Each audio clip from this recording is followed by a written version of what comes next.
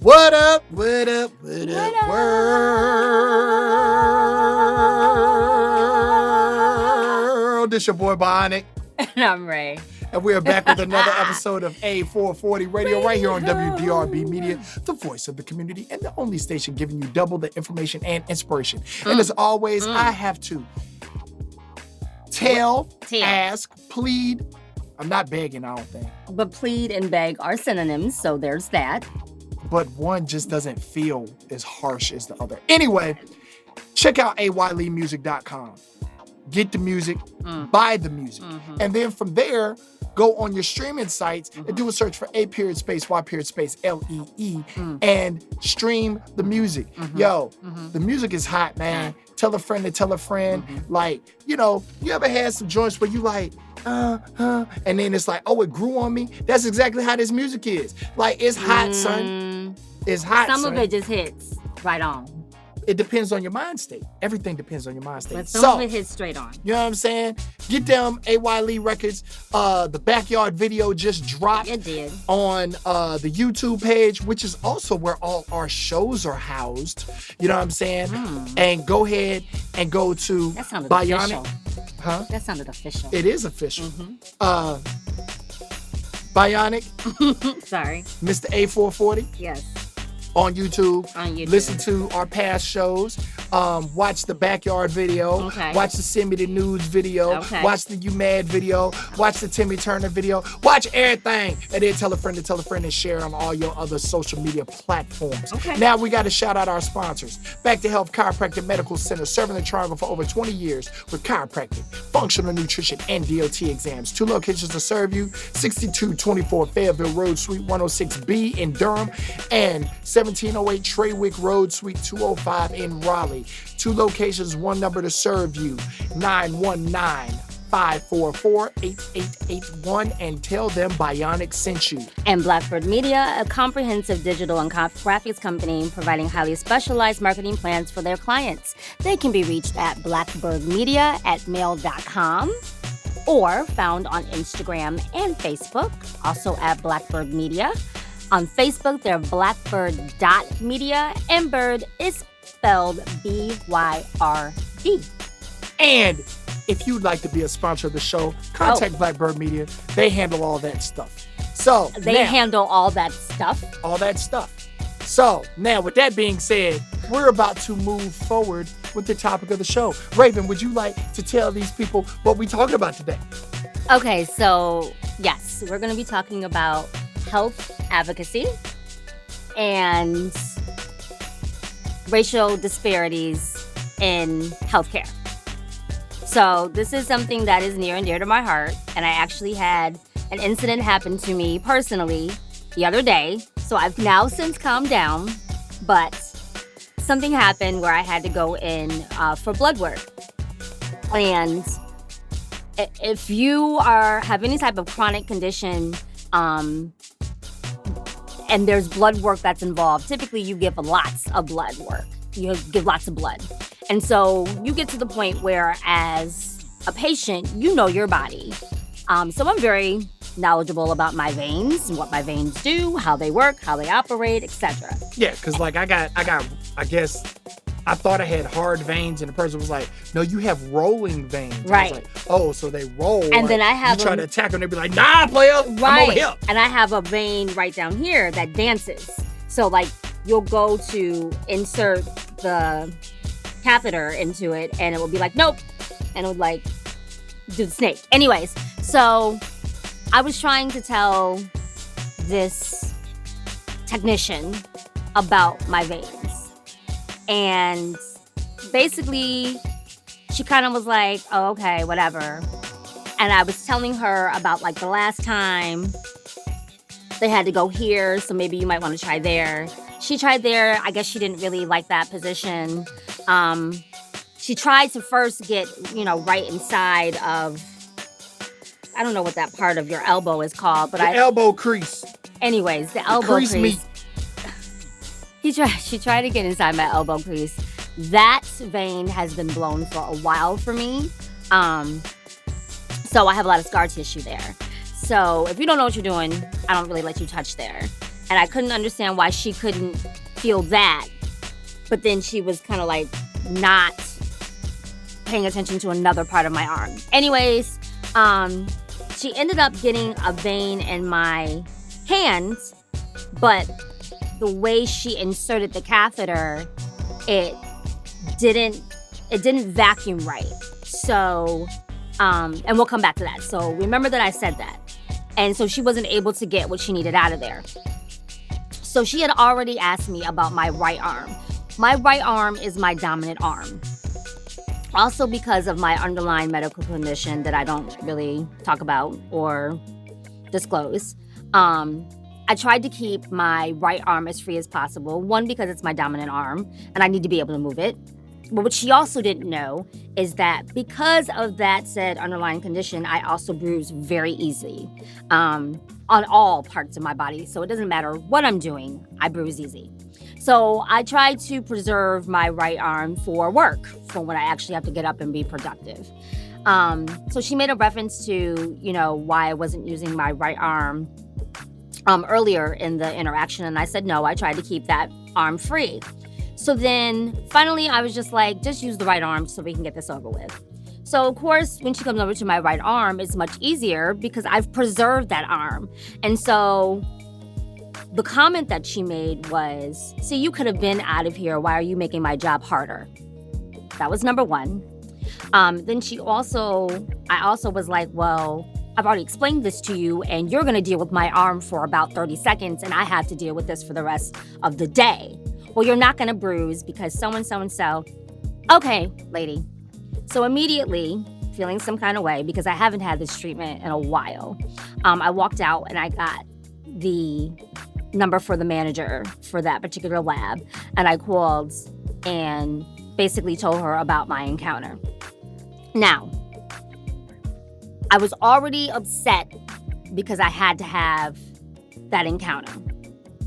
I was already on edge because what she also didn't know is that this particular lab was going to basically show if my body was recovering in a certain way from something that needed to happen from a treatment that I was receiving. So I was already on edge because I already knew how important these test results were going to be. And I was hoping that they were going to come out a certain way. So to have to come in and then have a practitioner not listen to what I was saying to her about my body and about how it operates was frustrating. And then what really got me, y'all, she was one of us. So she looked like me. And I'm fairly sure that the woman that I spoke to was not. So I had to immediately deal with the whole, I just told on my own, and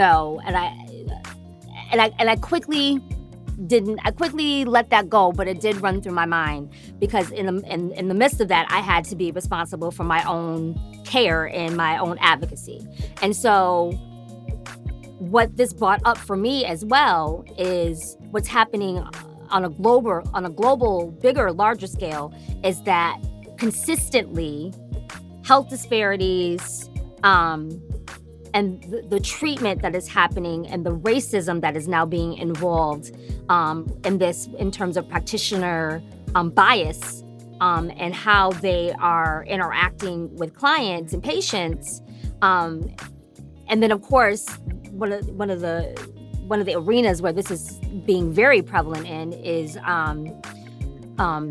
birth mortality. So Black women are dying, giving birth at disparate amounts than other races. And so all of these feelings came up to the point that I sat in my car and I cried for about 5 minutes before I could leave because I was just that emotional. So we're deciding to make this show be about, first of all, health advocacy anyway. So that is, and what that looks like is being able to take charge of and control of the treatments that you receive and knowing where that education comes from and knowing that you might not be getting it from your practitioner. And that is something that is something that you have to demonstrate to your practitioners so that they can understand the type of patient that you are. And then unfortunately, what it also means is that sometimes you're going to receive practitioners who are not going to be open to that. So, I mean... Now... Okay, go ahead. My question is because you said this one person looked like you. Right. Just call it a spade, she black. She black. So... She was black. My question is like, okay... Does this even fit? Does this particular situation fit? Because do you feel like she would have treated someone of a fairer complexion differently, or is she just lazy? Now, I'm not saying... I don't think that she's lazy. I'm not saying that, it doesn't happen to where, white folk don't listen to black women, white folk don't listen to black men. I mean, they almost killed Serena Williams in childbirth. Right. Literally because they didn't listen to something that she was saying was a problem. Right. So, I mean, I get that. And I'm totally, I understand. Serena Williams. Right. But they almost killed Serena Williams in childbirth. I got you. Do you know how hard she trains? I think I'm kind of aware. Okay. I mean, if you're the best in the world. She almost died in childbirth. If you're the best in the world at anything. Because a practitioner did not listen to what she was saying. Right. And so, like I said, I'm definitely not saying it doesn't happen. But is that necessarily relegated to race, or is it due to laziness and convenience? So I mean, what I tried to make sure that I was clear about was that situation had me thinking about and led to me thinking about other situations. I just think that she was an inconsiderate technician. Right. So I'm very clear. So even though what happened to me made me emotional, I'm still very clear about where to frame this. I think that she was just inconsiderate. And I think that she thought that I was just the type of person that was just going to let that fly and slide, and I'm not. And so I'm very clear about that being that situation. But what I'm saying is what it brought made you up think for about me. The other stuff, right. What it brought up, and because it was shocking because I haven't experienced that in such a long time, and I don't, and part of it is because the practitioners that I work with, by and large, right now, are repeat offenders, meaning I've seen them more than once, so they know the type of patient that I am. But then also with the new ones that I've had to interact with lately for a particular treatment, I've been able to bring that, hey, I've been able to establish this is who I am and this is the type of rapport you're going to have with me. I'm not going to just sit here and be passive in this treatment. I'm going to learn just as much as you know about this so I can ask you questions and go back and forth with you. And they've been respectful of that, most of them. So it brought up a lot. But it definitely brought up that idea of practitioner bias and how much harder how much more necessary it is for us to be able to go into medical situations and advocate for ourselves. Okay, so with that being said, we're going to take a break. We're going to come back. We're going to pick this up after the break. You are now listening to WDRB Media, the voice of the community. This is A-440 Radio. A-440. And we'll be right back.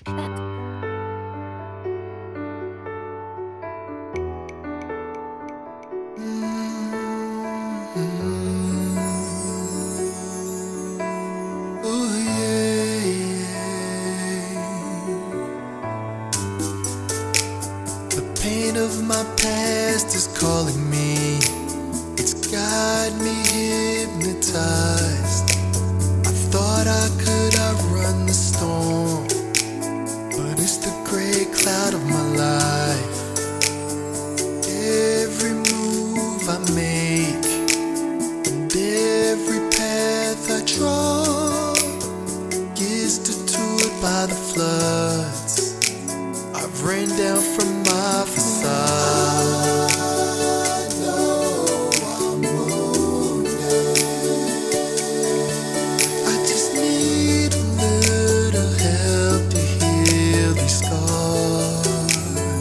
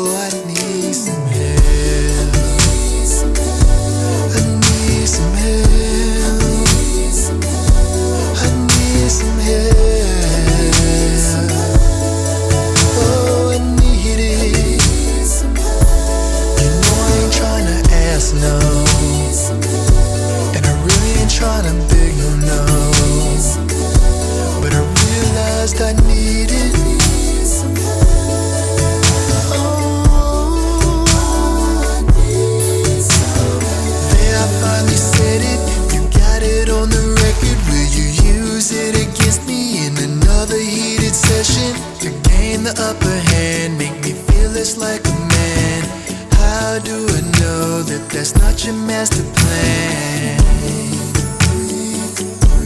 I know you're not the enemy, so forgive me for what I've said. You know I'm bullheaded, and right now I'm seeing red.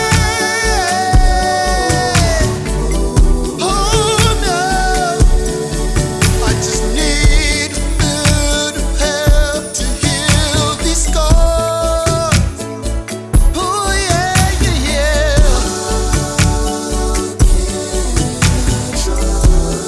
How can I trust you when my trust in people needs to be restored? Oh, I need some help. I need some help now. Just need a little bit of help now. Oh, I need it. Oh, I need it. You know I ain't tryna ask, I ain't tryna beg, but I realized I need it. Oh, I need some help now. Oh, before I break down.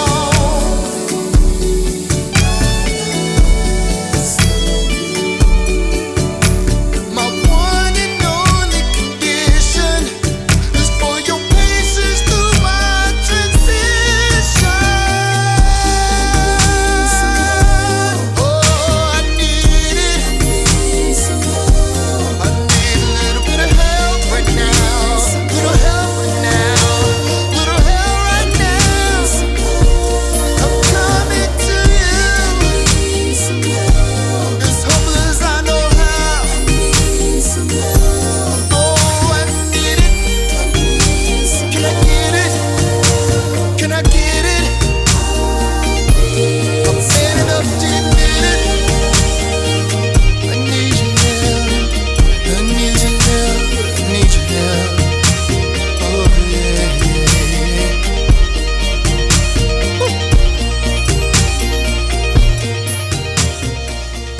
And welcome back to WDRB Media, the voice of the community, and to our audience streaming live through the free TuneIn or iHeartRadio app. You're now listening to A-440 Radio, and I am Ray. And I'm Bionic, and we always got to tell you about ayleemusic.com. That's where you buy the music direct from the artist. That helps the artist maximize income to help spin it back into other projects, and make sure to also stream the music on wherever your streaming sites are. Right. Search for A.Y.Lee and stream it, set it to a playlist, send it to a friend, Right. all that good stuff. The song you just heard. Use it in your background on your Insta stories. Yeah, all that. See, you didn't even know you could do that. And your Facebook stories, all that. The song you just heard was I Need Some Help. There's two different versions of that thing. That thing fine. I don't care what nobody says. Now, we were talking about Healthcare advocacy and healthcare disparities. So Ray gave her, Testimony. I didn't even want to call it a testimony. Right. My wanted- witness account. I don't know what I was going to call it. See, you hadn't even thought that far. Yeah, I had. But she told her story in the first half. And, you know, I'm not a big doctor guy, so I can't I can't speak from a personal firsthand experience. But I do know a lot of people that have been affected by situations like this. To where it's like, no, I know there's something wrong. Stop telling me there's nothing wrong. I know there's something wrong. But and you mentioned Serena Williams, on a less serious note, but still on a celebrity side of things. Okay. NBA, Kawhi Leonard. Okay. Had that thigh injury or whatever. Right. And they were like, hey, he has a thigh injury. And he played 9 games. It's 82 games in NBA season. Okay. He was out in the beginning. He was like, something don't feel right. Okay. And he got his own personal doctor. Okay. And his own personal doctor was like, nah, chill. But the team doctors and all this other stuff was like, nah, he's good to go. We don't know. And a lot of times, sometimes, because my mom deals with some stuff too, where she's like, no, this is what I'm feeling. This is how I feel. And the doctors were trying to say it was psychological. It's in your head. They do that. Blah, blah, blah. We're doing this. We're doing that. Blah, blah, blah, blah. And she's like, no, I know what I feel, and this is not psychological. Right. This isn't me trying to get some drugs to dead this pain. And right. This isn't, you know what I'm saying? Right. So with Kawhi Leonard, you know what I'm saying? He was like, no, bruh, I'm sitting out. This is my career we're talking about. Right. You know what I'm saying? And a lot of people were, you know, he wound up leaving San Antonio because he kind of, word was that he kind of felt a certain way, like the coach was trying to pressure him and the players were trying to pressure him, like they didn't trust him and they, you know, whatever, thinking he was stunting. Well, then he gets traded and then wins the NBA championship. You feel what I'm saying? Right. And then fast forward to this season, and one of my favorite players, Kevin Durant, gets hurt. Right. And he comes back. Oh, he's cleared to play. He comes back and messes himself up even worse. Now, in situations like this, it's like they prey on the spirit of competition. Because a lot of players will downplay their injuries because they're competitive. They want to play, right? Well, for competition purposes and for financial bonuses, you know, different things like that. Like they're stat chasing, whatever the case may be. But there are guys out here that are really seriously hurt, injured, not feeling well, that they'll be like, nah, you're good. You're this, you're that. And kind of like you said, like for them, it's a little bit different because the doctors. It's much different. Yeah, the doctors are being paid, but it's still the same issue. But yes and no. Because, and the reason why I can't agree with those being the same issue is because, one, my health does not pay me dividends. Okay? And so there are, and my doctors are not stakeholders in my financial revenue as well. Okay. So me going in and not being honest about a health condition or a health symptom is not affecting my financial bottom line. In fact, it's detrimental.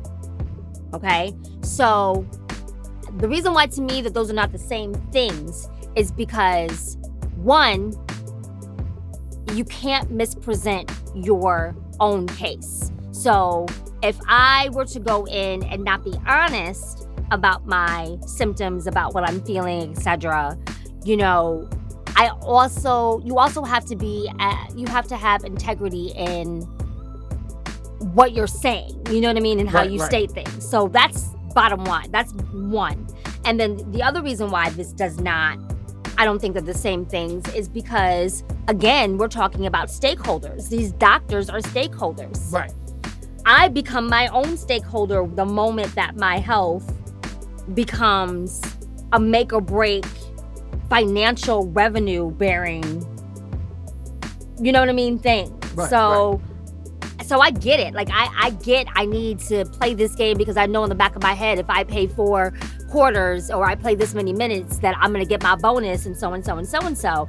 But that also goes back to the idea, and this is just a health thing, about how we put off our health for wealth.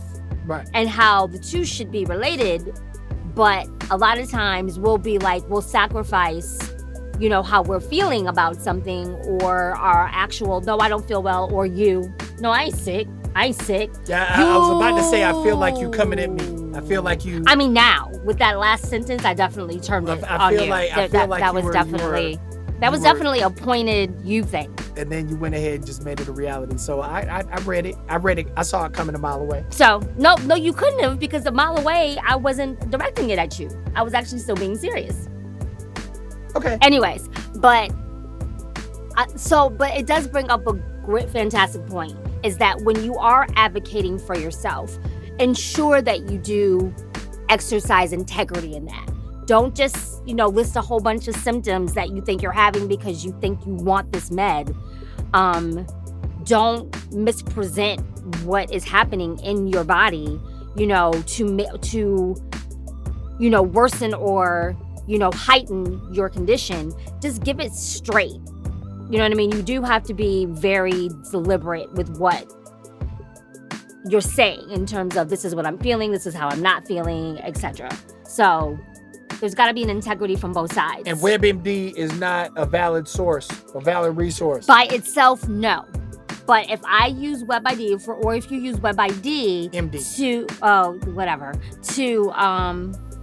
to find, like a principle or a concept, if you're then taking that concept and then doing its own separate Google search about it, WebMD can be used as like a secondary source. You know how like in school we were always like, when you have these sources, you have to I use it as a third source, but you know what I'm saying? Because pretty much everything on WebMD says you're dying.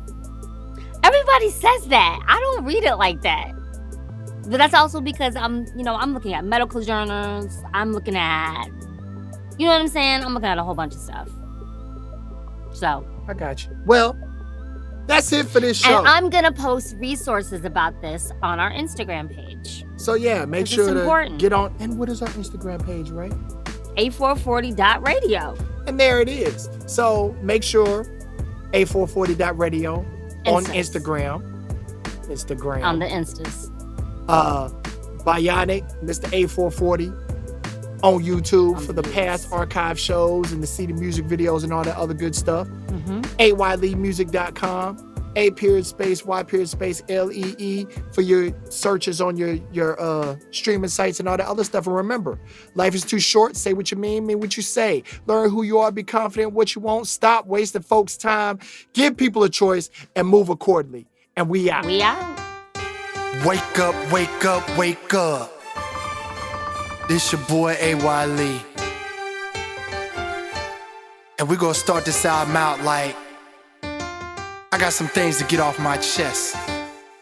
And once I let it go, I'ma let it go. So here we go. Messed up relationships made me who I am. Got me in a state of mind where I don't really give a damn.